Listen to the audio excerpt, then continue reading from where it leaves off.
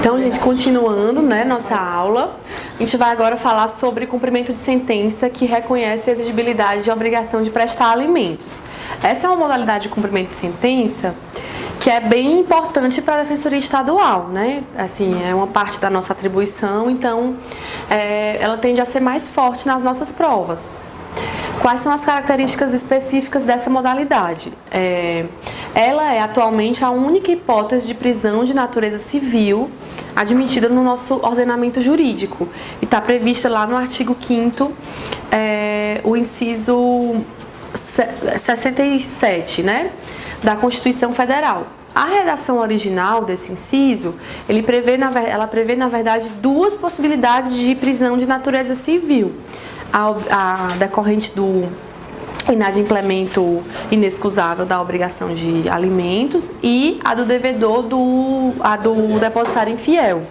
Sendo que a do depositário infiel já tem toda uma construção no sentido de que ela não é admitida, né? Na verdade, a única hipótese que se admite é a do devedor de alimentos.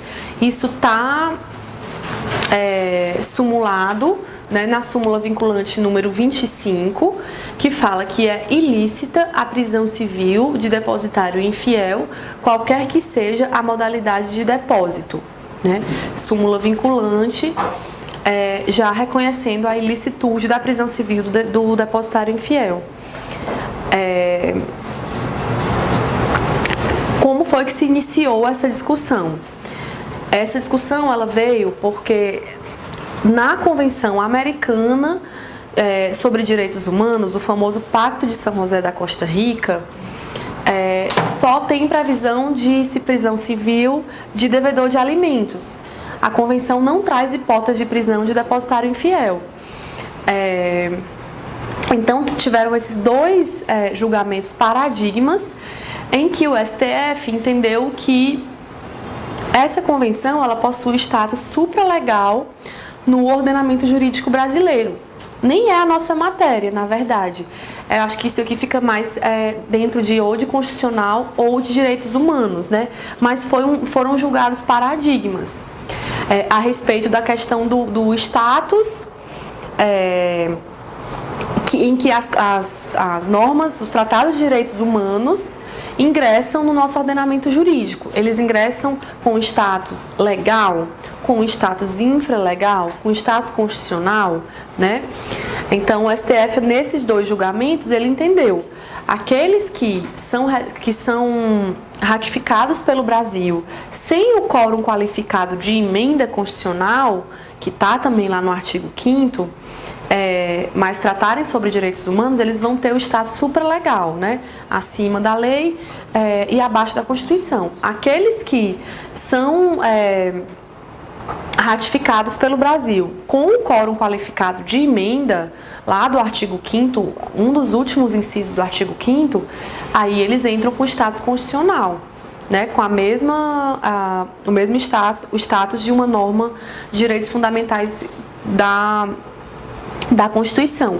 Mas no caso da Convenção Americana, ela foi ratificada, mas sem o quórum qualificado.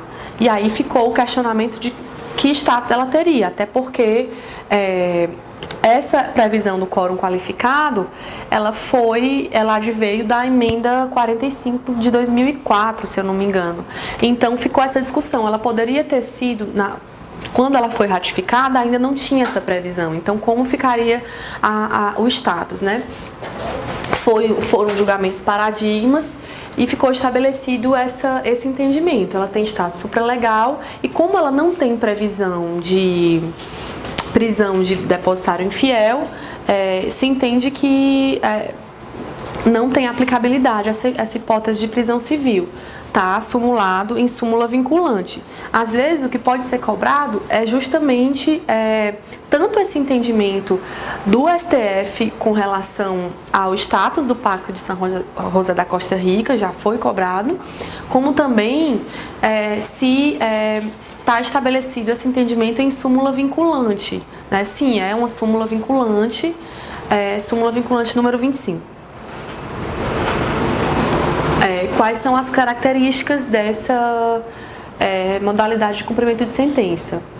Então, é um cumprimento de sentença dotado de procedimento especial. Nós já vimos também sobre isso, né?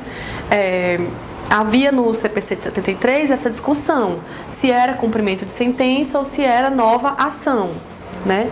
Prevalecia ainda de que havia 3 hipóteses em que ainda o sincretismo processual não se aplicava. O processo ele era sincrético como regra, mas excepcionalmente predominava a autonomia das ações na execução contra devedor insolvente, na execução de devedor de alimentos e na execução contra a fazenda pública.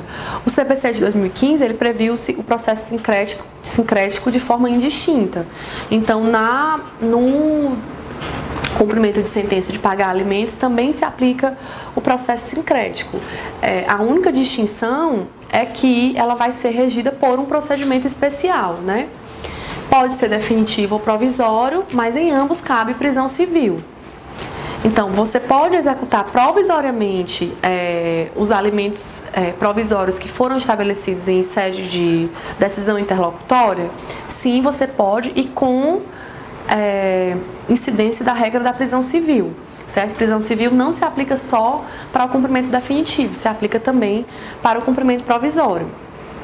Sua instauração depende de requerimento do exequente. O juiz não pode, de ofício, instaurar o procedimento de cumprimento de sentença. E também, da mesma forma, a decisão que decreta a prisão civil. O juiz não pode fazer de ofício. Ela também depende de requerimento. Tem um julgamento do STJ nesse HC estabelecendo esse entendimento. Isso se dá em razão de que, muitas vezes, o exequente ele quer receber o valor, né, dos alimentos que estão em atraso, mas ele não tem interesse em ver o executado preso, né? Ele não tem interesse em seguir o rito procedimental que leva à prisão civil. Mais adiante, a gente vai ver que sim, isso é possível, né? Existe toda uma questão ali familiar, né, de estrutura, de afetividade envolvida, sentimentos, enfim, que podem levar o exequente a não desejar a prisão civil, deseja o pagamento, mas pelas vias, digamos, tradicionais de cumprimento de sentença, quer dizer, aquelas vias de constrição patrimonial, mas não pela via da prisão. Então, essa decretação da prisão civil depende de requerimento do exequente, não pode ser realizada de ofício. Essa daí é de expropriação? Não, esse aqui ainda Isso, é a de expropriação. É a de expropriação de bens, é aquela via mesmo tradicional, né, de penhora, de busca de patrimônios do executado que possam saldar essa dívida alimentar, né? A prisão civil ela é aplicável ao cumprimento de sentença e à execução de título extrajudicial, não se configurando meio de satisfação da obrigação, mas apenas medida coercitiva. Também é uma questão importante porque pode gerar dúvidas a respeito de aquela obrigação de alimentos que foi fixada no título extrajudicial poderia ou não seguir o rito da prisão civil. Sim, pode. Não necessariamente precisa ser um cumprimento de sentença. Então, por exemplo, as partes compareceram à Defensoria Pública e, de comum acordo, ajustaram o valor da pensão alimentícia. Não houve a homologação desse título executivo, né? Ele não foi homologado judicialmente. Então, ele não se transformou num título executivo judicial, mas ele é um título executivo extrajudicial pela previsão do artigo 784, que nós já vimos no primeiro encontro. Ele é um título executivo extrajudicial. O executado não efetuou o pagamento, a pessoa pode dar início à ação de execução de título extrajudicial, lastreada neste título executivo extrajudicial, e requerer a decretação da prisão civil. Não necessariamente precisaria ser um título judicial, isto é, não necessariamente precisaria ser uma pensão alimentícia fixada judicialmente em uma sentença. Essa previsão está no artigo 911, parágrafo único do CPC. Deixa eu verificar o que dispõe esse artigo. Se alguém quiser fazer a leitura.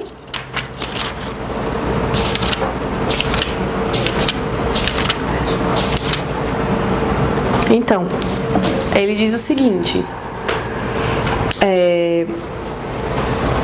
o caput, né, na execução fundada em título executivo extrajudicial, que contém a obrigação alimentar, o juiz mandará citar o executado para, em 3 dias, efetuar o pagamento das parcelas anteriores ao início da execução e das que se vencerem no seu curso, provar que o fez ou justificar a impossibilidade de fazê-lo. Então, nesse artigo, ele disciplina como vai se dar o procedimento de execução de título extrajudicial que tenha fixado a obrigação de pagar alimentos. Né? A redação desse artigo já foi objeto de uma questão que a gente analisou hoje. No parágrafo único, ele fala que aplicam-se no que couber os parágrafos 2º a 7º do artigo 528.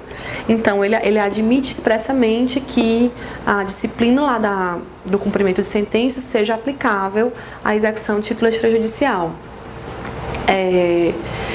E qual é a natureza jurídica dessa prisão civil? Nós já vimos também. Ela não tem natureza jurídica de satisfação da obrigação, né?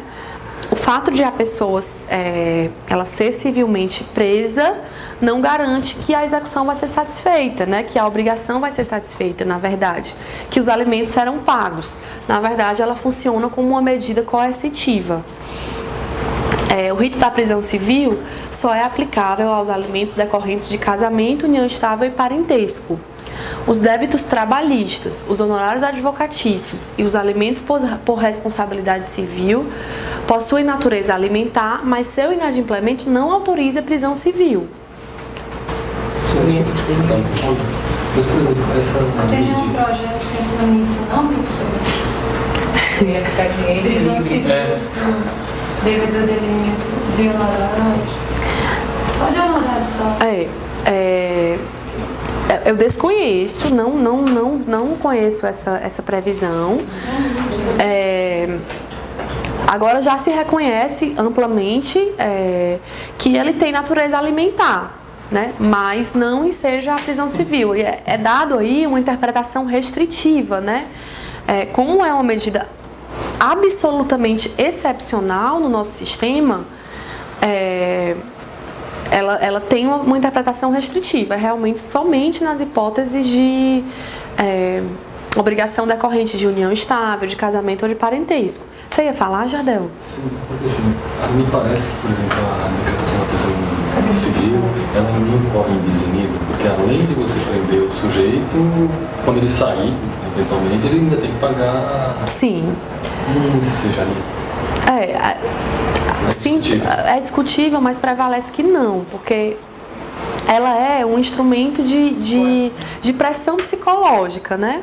Ela é uma forma de pressão psicológica. A própria prisão civil em si, do devedor de alimentos, né, em face de tudo isso que a gente falou, mas ainda tem quem defenda que ela é inaplicável, que ela não se coaduna. Existe sim quem defenda isso, é defensável esse posicionamento, mas ela ainda está prevalecendo, né? Como única hipótese de prisão civil, mas ainda está prevalecendo sim. Não se entende como bis idem, porque, na verdade, ela se caracteriza como uma pressão psicológica. Ela não garante o cumprimento da obrigação, né? E é só uma forma de realmente pressionar o devedor a pagar, né? Sabendo que existe aquela possibilidade, buscar a satisfação, né? Por que excepcionalmente a Constituição permite essa prisão civil, né? Porque, na verdade, o débito de natureza alimentar, ele tem realmente um caráter muito peculiar, né? De garantir realmente o direito à vida, quase que, né? A dignidade humana mesmo. Então, ele tem essa característica bem peculiar, realmente.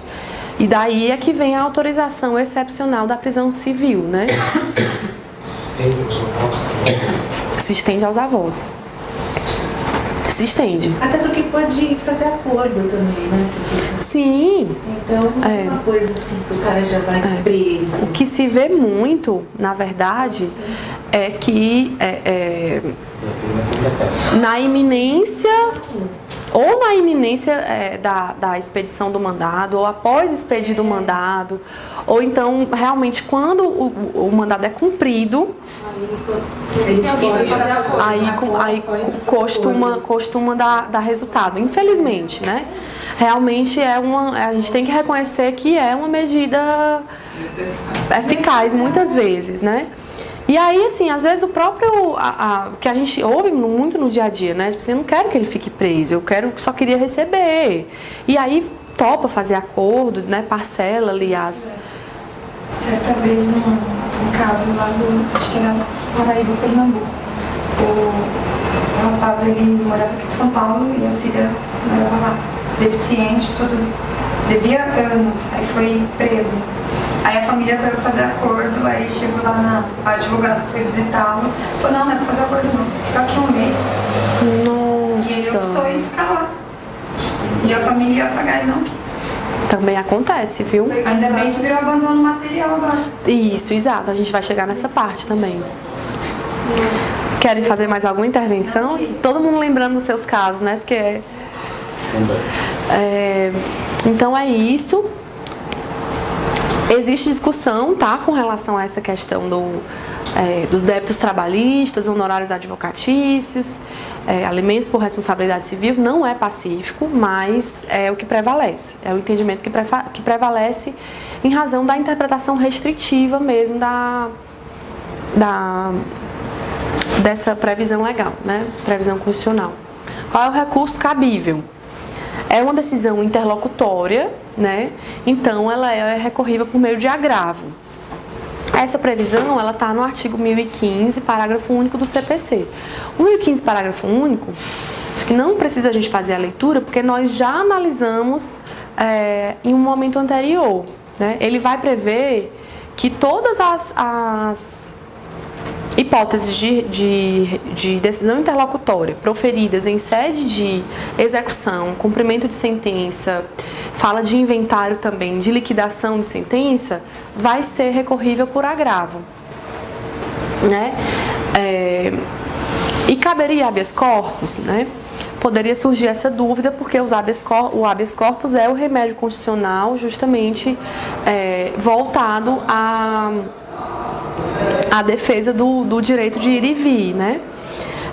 Sim, também eles são cabíveis, só que eles têm um âmbito de abrangência um pouco mais limitado que o agravo, porque no habeas corpus as questões ou elas têm que versar apenas sobre matérias de direito, ou se versarem sobre questões de fato, elas têm que ser provadas unicamente por prova documental.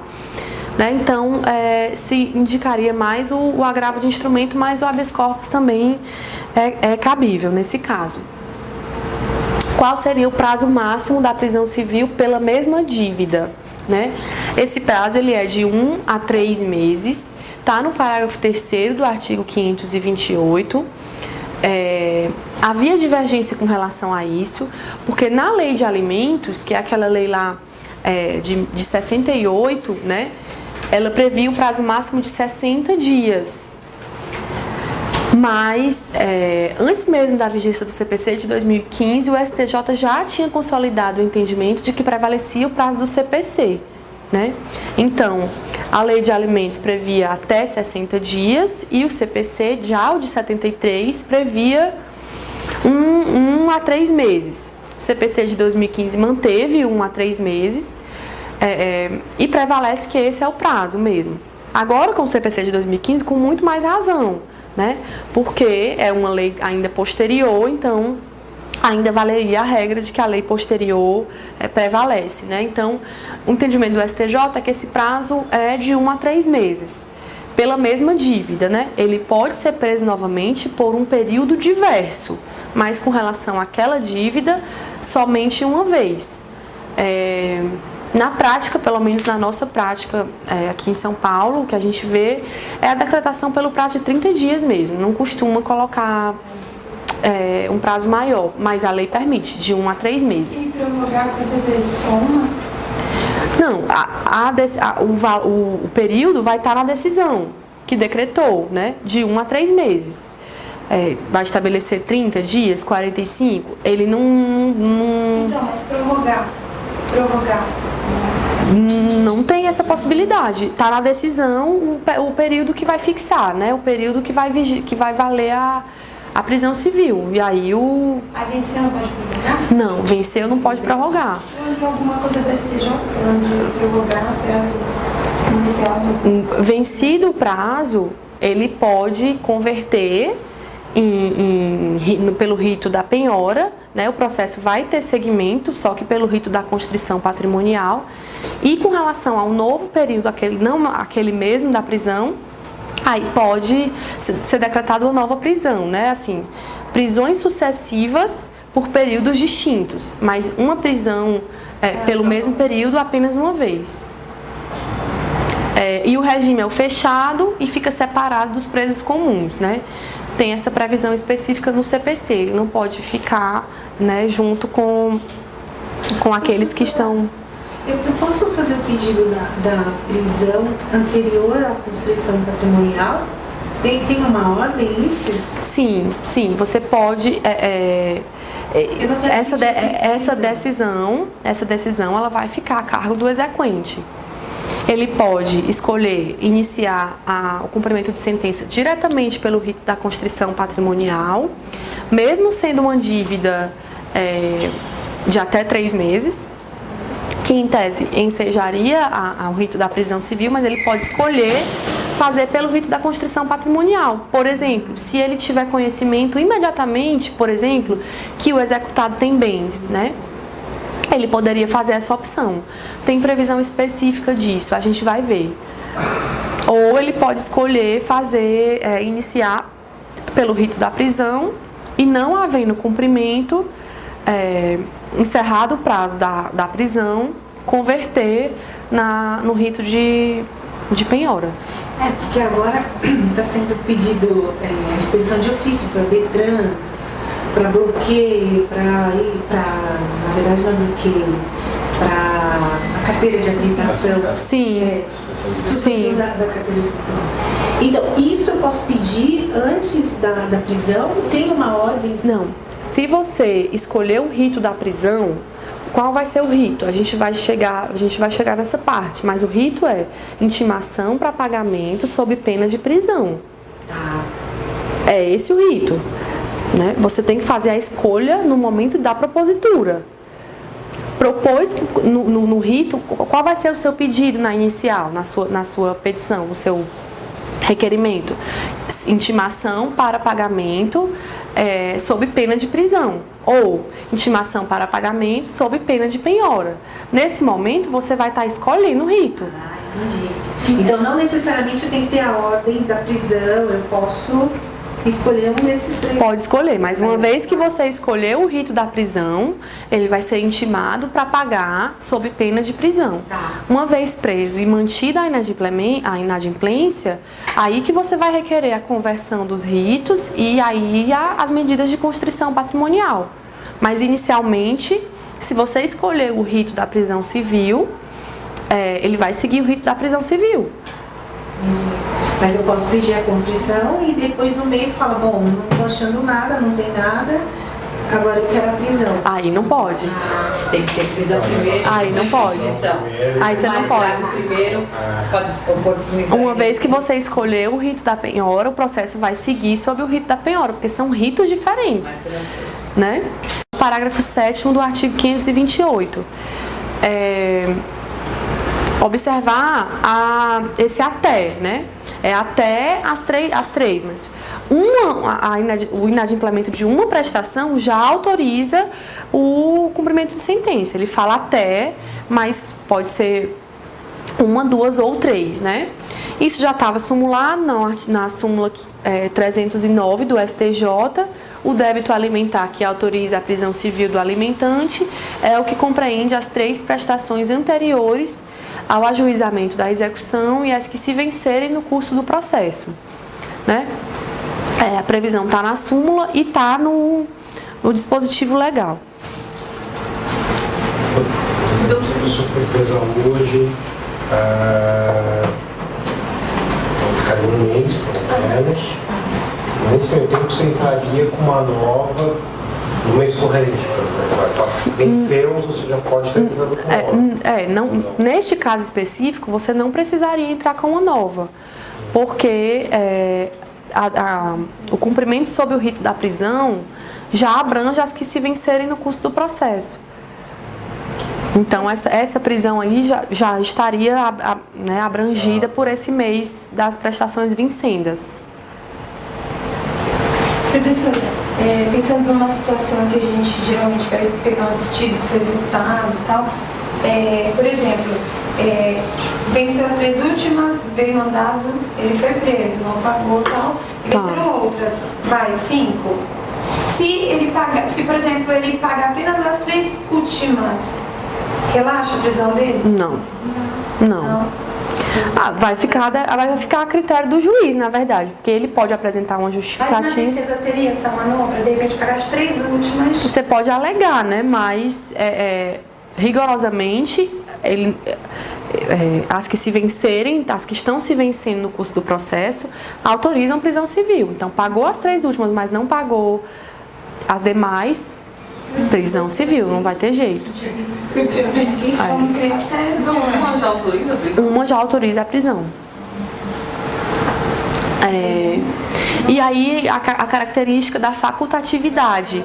Nós acabamos já expondo sobre isso, né? Mesmo em se tratando de débitos de 3 prestações anteriores ao ajuizamento da execução e das que se vencerem no curso do processo, isto é, mesmo em se tratando de um débito que autorizaria o rito da prisão, o exequente pode optar por ajuizar o cumprimento de sentença sob o rito da penhora, né? Ele tem essa opção, previsão expressa no parágrafo 8º do artigo 528. Vamos verificar o que diz esse artigo.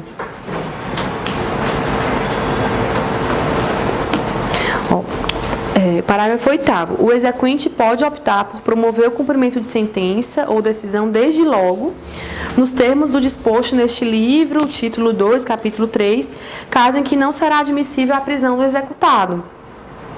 E recair na penhora em dinheiro, a concessão de efeito suspensivo à impugnação, não obsta a que o exequente levante mensalmente a importância da prestação.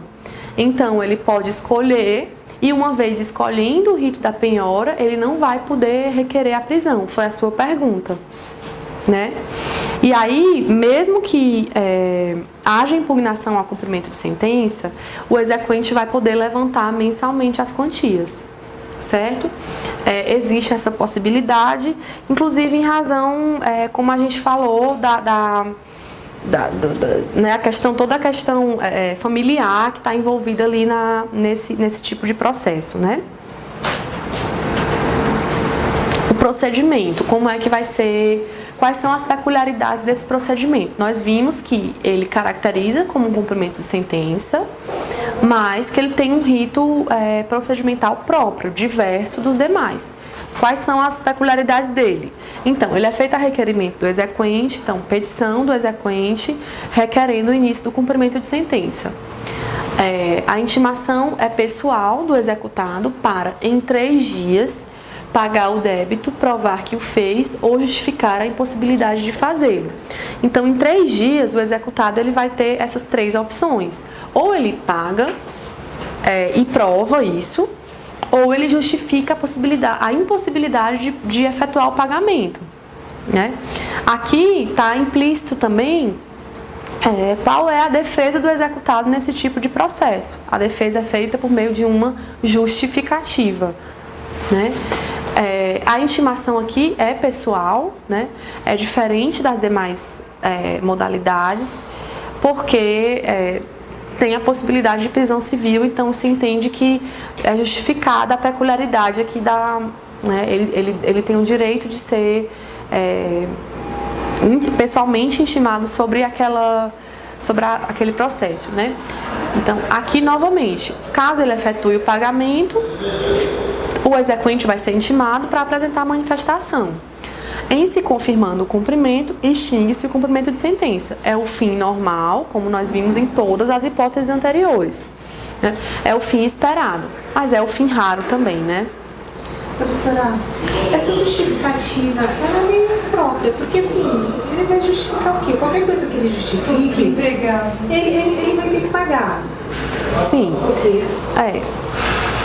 A lei fala quais são, a gente vai ver também, quais são o que seria admissível como uma justificativa, né? É algo realmente que impossibilite absolutamente o adimplemento da obrigação, né? A lei ela é bem clara no sentido de que a previsão é excepcional, né? Teria que ser algo absolutamente fora da curva, né? Digamos assim. Problema de saúde. Questão de desemprego, por exemplo. mas questão de desemprego não é Desemprego justificativa. Desemprego não é justificativa, jurisprudência pacífica, né? E aí, as demais hipóteses, a lei não declina, mas aí vai do caso concreto mesmo, e vai da prova, porque também não vai adiantar só. Algum meio de caso fortuito mesmo, força maior. Internado, Acho que em coma, de repente. Essas coisas. Fala o inadimplemento inexcusável da obrigação. Então, se for excusável, não se autoriza a prisão civil. Vai seguir o rito, porque o débito permanece, né? O débito não vai ser adimplido automaticamente só pelo fato de... Exato, aí vai seguir o rito da penhora, né? Vai seguir o rito normal, tá? Menor daria uma diferença? Não faria diferença. Com relação à diferença, vai seguir... Sim, mas com relação à previsão, muda alguma coisa? Enseja Pagar um salário, pagar meio. Enseja prisão civil, pela diferença, do mesmo jeito. Acho que o que poderia acontecer seria intimá-lo, dar o direito, o exequente informa que aquele valor está incorreto, que aquele valor está menor. O executado seria intimado para complementar. Intimado para complementar e não efetuando a complementação, prisão civil. Porque a possibilidade de não haver a prisão civil é pagamento integral. É pagamento integral. Ou acordo, ou justificativa aceita. Fora isso, não teria como evitar. E se ele for intimado, não efetue o pagamento e não apresente justificativa. Ou apresente a justificativa, mas ela não é aceita, né? Aí o juiz manda protestar o título e decreta a prisão civil pelo prazo de 1 a 3 meses. Então veja que a decretação da prisão civil não é a única medida. O 528 fala expressamente no protesto do título, certo? Já tem previsão de protesto de título lá no, acho que 517, nas disposições gerais, nós já estudamos. Mas aqui, o legislador ele fala expressamente, né? Pode protestar o título e decretar a prisão civil. E sobre a justificativa, que a gente tanto fala, né? Justificativa para cá, justificativa para lá, mas o que é isso, né? A justificativa é a defesa do executado no cumprimento de sentença de pagar alimentos pelo rito da prisão. Seu prazo é o mesmo do pagamento. Então, tem 3 dias para pagar ou justificar, né? É diferente, por exemplo, do rito que a gente viu do cumprimento de sentença para pagar quantia. 15 dias para pagar, 15 dias para apresentar a impugnação. Prazos diferentes. Aqui não. São 3 dias para um ou para outro. Para pagar ou para justificar. Somente a comprovação de fato que gere a impossibilidade absoluta de pagar justificará o inadimplemento. É o que a gente já falou também, está no parágrafo 2º do artigo 528. A lei ela não vai exaurir as hipóteses, ela não vai exemplificar o que é impossibilidade absoluta, até porque seria impossível ao legislador prever todas essas hipóteses, mas ele quer deixar bem claro que não é qualquer justificativa, né? Não é, né, enfim, um simples desemprego, ou constituir uma família, o valor ficou muito elevado, ou crise, né, você vê muito também, né, a crise não permite, enfim. Esses motivos, que são motivos que afetam a população como um todo, né, enfim, não caracterizam impossibilidade absoluta. O parágrafo 2º do 528, ele é bem claro, ó, somente a comprovação de fato que gera a impossibilidade absoluta de pagar justificará o inadimplemento. É muito incisivo ao estabelecer essa questão da impossibilidade absoluta. E esse ônus é do executado, o ônus da prova é do executado. Se ele alegar isso, ele vai ter que provar. Professor, atualmente a defensoria ela tem atuado pelo executado, né? Os convênios que atuam pelo exequente, né? Varia muito ainda aqui em São Paulo, ainda varia bastante, viu?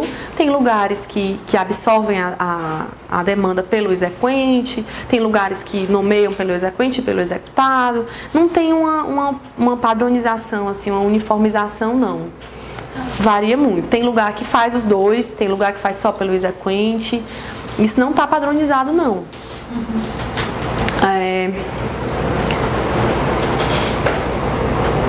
Maria, tem que correr. Então, após cumprido o prazo da prisão civil, se a dívida permanecer, haverá a conversão do rito para o rito da penhora de bens. Cumpriu o prazo que estava estabelecido na decisão, de 1 a 3 meses. Manteve-se inadimplente, aí o que resta é converter para o rito de penhora de bens, e se o executado não tiver bens a saldar a dívida, aí realmente, infelizmente, vai ter a possibilidade de caracterizar abandono material e aí, né, consequências de natureza penal, cogita-se de indenização por danos morais decorrente desse abandono material também, mas ainda muito incipiente ainda na jurisprudência, mas existe essa figura, mas como instrumento processual mesmo, de execução, o que se tem é isso, né? Uma inovação do CPC de 2015, possibilidade de desconto da dívida de alimentos dos rendimentos do executado de forma parcelada, contanto que, somado às prestações vincendas, não ultrapasse 50% dos seus ganhos. Não havia essa previsão anteriormente, é uma inovação.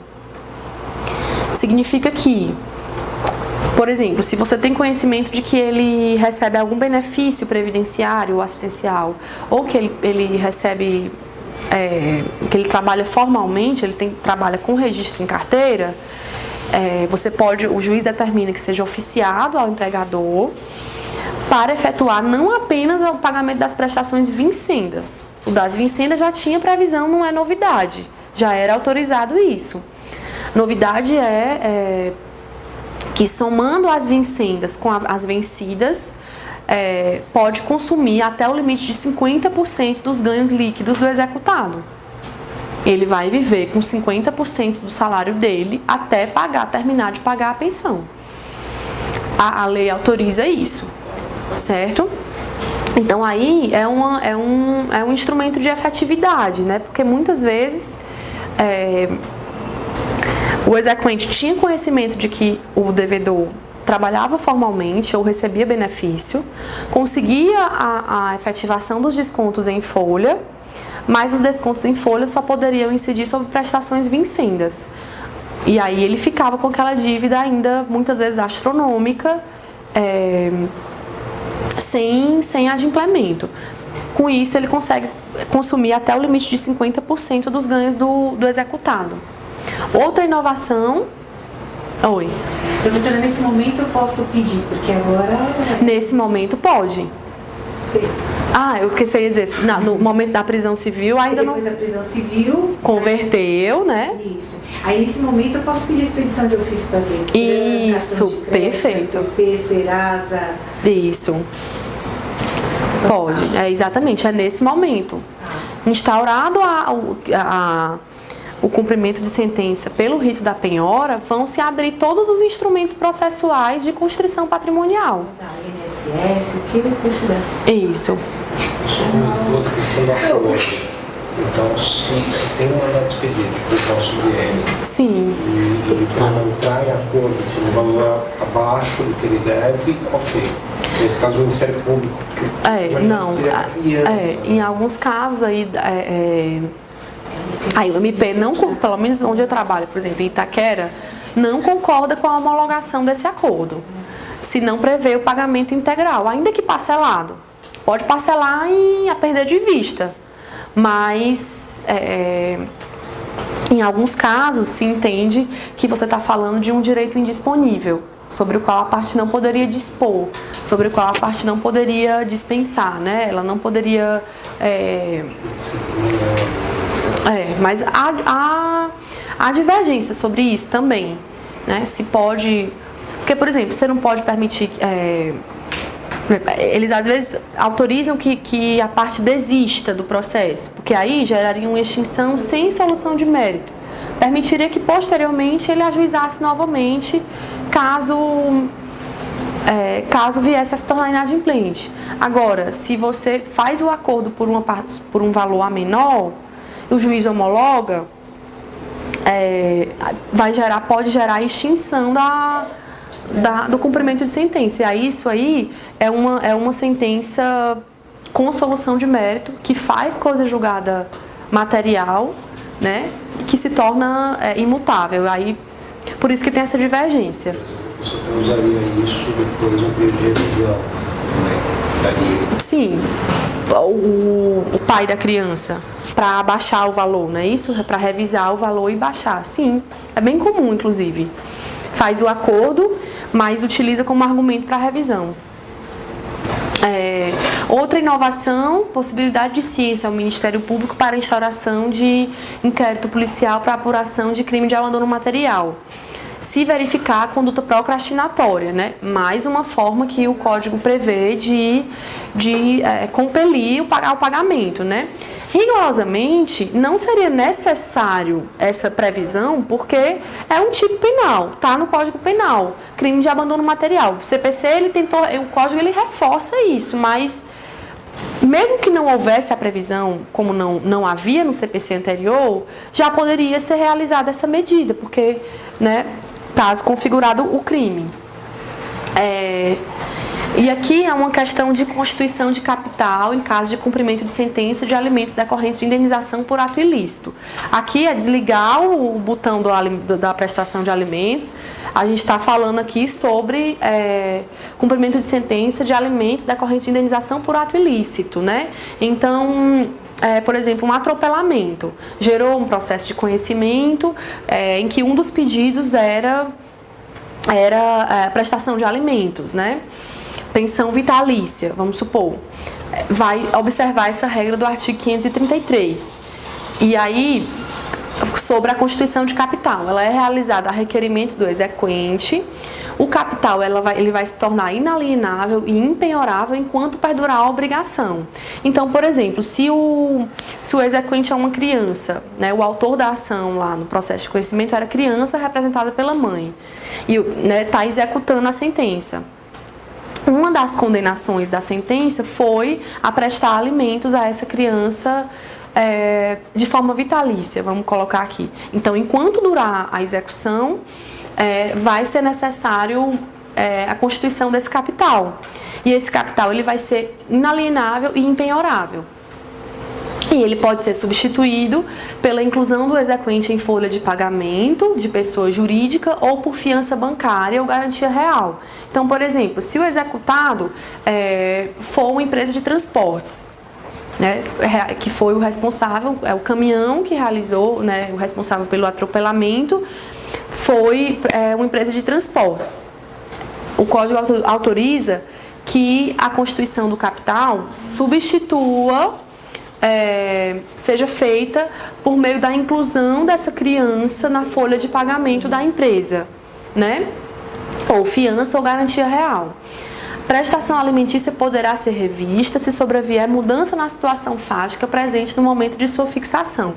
Então, toda prestação de alimentos ela tem essa cláusula rebus sic stantibus. Então, uma vez alterada a situação fática por uma situação superveniente, ela pode ser revista. é uma regra que também incide sobre os alimentos entre familiares, né, por parentesco. Esse é, inclusive, o fundamento da ação revisional, tanto pela criança quanto pelo genitor, né, pelo executado. A situação fática mudou, né, houve uma alteração e requer a revisão. E ela pode ser fixada tomando-se por base o salário mínimo. Agora, uma questão de concurso, como eu falei, a questão da execução de alimentos é uma questão forte para a Defensoria Estadual, né? É uma das nossas demandas. Por isso que é importante ver com cuidado mesmo. O que diz essa questão? A Defensoria do Espírito Santo, no ano passado. Eduardo, maior e capaz, com 19 anos de idade. Tá dando para ler? Comparece à Defensoria Pública informando que seu genitor, que está desempregado, mas tem recursos financeiros, não realizou o pagamento das 2 últimas parcelas da pensão alimentícia fixada em sentença. 2 últimas, né? Diante dessa situação, o defensor público deverá: a. Orientar Eduardo sobre a impossibilidade de cobrar os alimentos após o atingimento da maioridade civil, pois a exoneração do devedor decorre da previsão legal expressa. É errado, né? A gente já sabe, está simulado, que não é automática, que a maioridade não implica em extinção automática da obrigação alimentar. Ou seja, é necessário ajuizar a ação de exoneração, em que haverá contraditório próprio, em que o alimentando terá a oportunidade de provar que continua dependendo dos alimentos, né? Porque, na verdade, com a maioridade, o que cessa é a presunção relativa de necessidade. A necessidade não será mais presumida, mas o alimentando, se ele conseguir comprovar que continua necessitando, porque deu continuidade aos estudos, porque está fazendo faculdade, ele provando isso, então vai continuar presente o binômio necessidade-possibilidade, então a pensão vai continuar devida, não é automático, certo? Então, letra A está errada. B. Pedir o cumprimento da sentença sob pena de prisão, uma vez que este débito autorize a prisão civil do devedor de alimentos, sem prejuízo de outros meios coercitivos para o pagamento, tais como o protesto da sentença. Correto. Essa está correta? Vamos tentar ela, então? Só ler a C aqui. Então, pedir o cumprimento de sentença sob pena de penhora, uma vez que este débito não autoriza a prisão civil do devedor? Não, esse débito autoriza, a partir de 1 já pode, né? D. Orientar Eduardo para aguardar o próximo mês, uma vez que o pedido de prisão civil depende do inadimplemento de 3 prestações anteriores. A lei fala em até, né? Até 3. 1, 2 ou 3. E a E, pedir o cumprimento sob pena de penhora, uma vez que, embora este débito autorize prisão civil, o desemprego do devedor justifica o inadimplemento. Não está correta, então nosso gabarito vai ser a B de bola. Não existe um limite máximo de idade ou não? Não existe. De idade? Legalmente não. Se existe pensão, se o cara não pedir exoneração, isso vai continuar correndo. Vai. Ele tem que pedir a exoneração. Ele tem que pedir a exoneração, ou por acordo, ou pela instauração de um processo litigioso mesmo. Então tá certo, a correta é a B mesmo. A A vai incidir a súmula do STJ que eu mencionei, né, que o cancelamento da pensão alimentícia de filho que atingiu a maioridade está sujeito à decisão judicial, mediante contraditório, ainda que nos próprios autos. Então, não pode exonerar automaticamente após a maioridade. Tem que ter contraditório, uma vez que a maioridade, na verdade, só faz cessar a presunção relativa de necessidade. Ou seja, vai ser ônus do alimentando comprovar a permanência da necessidade. Professora, completou a maioridade e ele, por exemplo, demorou 3 anos, por exemplo, para cobrar as prestações. Não teve exoneração. Aí pode já arguir prescrição?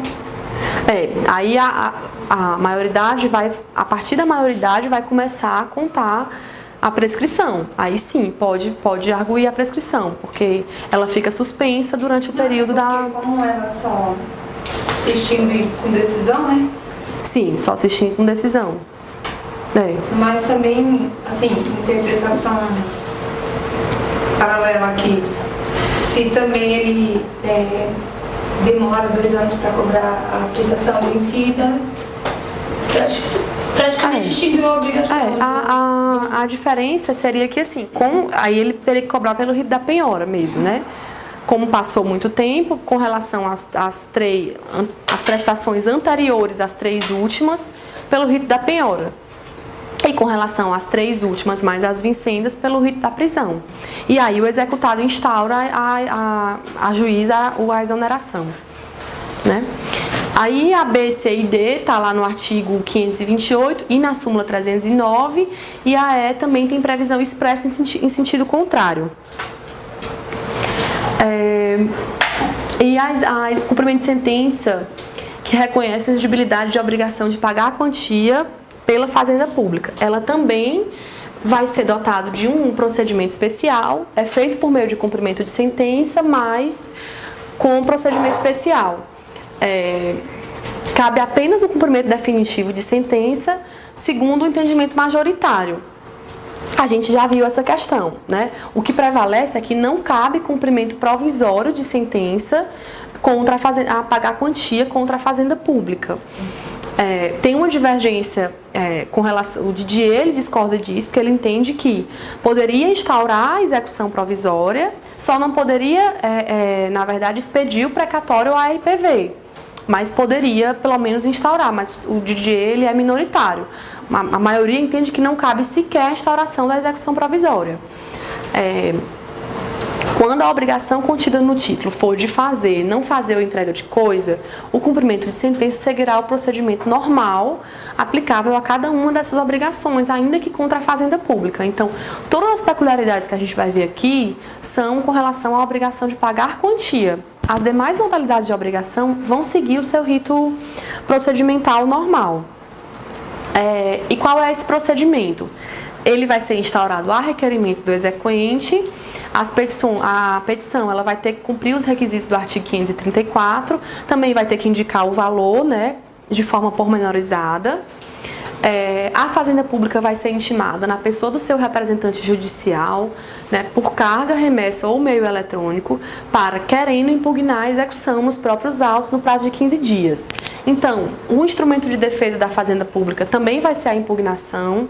A impugnação ela é feita nos próprios autos e ela tem o prazo de 30 dias, certo? A impugnação da Fazenda, ela pode conter qualquer das matérias elencadas lá nos incisos 1 a 6 do artigo 535, não impugnada a execução ou rejeitada a impugnação, será expedido o precatório ou ARPV, que seguirão a ordem prevista no artigo 100 da Constituição. O artigo 100 da Constituição é o que trata da ordem de expedição dos precatórios. Ele já foi reformado inúmeras vezes, por inúmeras emendas, então hoje ele é uma grande miscelânea lá, né? Uma bagunça mesmo, mas ainda é realmente a forma como a Fazenda efetua o pagamento dos seus débitos, né? O precatório ele é expedido após o trânsito em julgado da sentença condenatória para condenações acima de 60 salários mínimos. E as RPVs, também após o trânsito em julgado, para condenações iguais ou inferiores a 60 salários para a Fazenda Federal, 40 para a Fazenda Estadual ou Distrito Federal e 30 ou outro valor perante a Fazenda Municipal. As RPVs, a gente não vai ter como ver o regramento detalhado do artigo 100. Mas, resumidamente, as RPVs elas vão ter uma forma mais célere, né, assim, menos burocrática de implemento da obrigação de pagar. Habilidade de obrigação reconhecida em título executivo e judicial, fundada em lei ou ato normativo considerado inconstitucional pelo STF, em controle de constitucionalidade concentrada ou difusa em decisão proferida antes do trânsito em julgado da decisão exequenda. Significa, ele já tem uma decisão, essa decisão já está sendo objeto de cumprimento de sentença, sendo que essa decisão ainda não transitou em julgado, né? Se sobrevier uma decisão do STF no sentido de que aquela previsão é inconstitucional, né, a obrigação ela vai se tornar inexigível. Tem essa previsão lá nos parágrafos 5º e 7º do CPC. Agora, se a decisão do STF for posterior ao trânsito em julgado da decisão exequenda, caberá a ação rescisória, cujo prazo será contado do trânsito em julgado da decisão proferida pelo STF. Então, anos depois do trânsito em julgado, o STF vem e entende de forma diversa. O que pode ser feito? Aí só vai caber a ação rescisória e o prazo dela vai ser a partir do trânsito em julgado da decisão do STF. Nas execuções contra a Fazenda Pública são devidos honorários advocatícios? Tem alguma peculiaridade? Aqui, na verdade, esse quadrinho ele é do dizer o direito, né? Que eu achei que era bem autoexplicativo aí a respeito dos honorários. Acho que não dá para ver bem. Deixa eu ver se eu aumento aqui. Na sistemática dos precatórios vai ser adotado um regramento e na sistemática da RPV vai ser adotado outro regramento. Nos precatórios, se a Fazenda Pública apresentou embargos à execução, sim, são devidos honorários. Se a Fazenda perder, vai ter que pagar os honorários. Se a Fazenda não apresentou embargos, não são devidos honorários, porque aí não houve uma pretensão resistida, né? E aí ele fala sobre o artigo 1D da Lei 9494, e o CPC de 2015 também trouxe essa previsão no artigo 85, parágrafo 7º. Então, a regra dos precatórios vão ser cabíveis os honorários se a Fazenda apresentar embargos e os embargos forem rejeitados. Na RPV, vai ser diferente, porque em regra, sim, serão cabíveis honorários. Ainda que a execução não tenha sido objeto de embargos da Fazenda Pública. E a exceção é a Fazenda Pública não vai ter que pagar os honorários caso tenha sido adotada a chamada execução invertida, que a gente vai já ver do que se trata. Nesse caso, a regra é diferente porque a Fazenda poderia efetuar o pagamento. No precatório, ela não tinha a opção de pagar antes do trânsito em julgado, nem que ela quisesse, né? No RPV, não. Ela pode fazer o pagamento. É o que se chama da execução invertida, né? Quando ela nem sequer espera a instauração do cumprimento de sentença e ela já vai lá e né, efetua o pagamento. Então, se ela tinha essa possibilidade na RPV e ela não fez, em regra vai caber os honorários, mesmo que ela não embargue. Certo?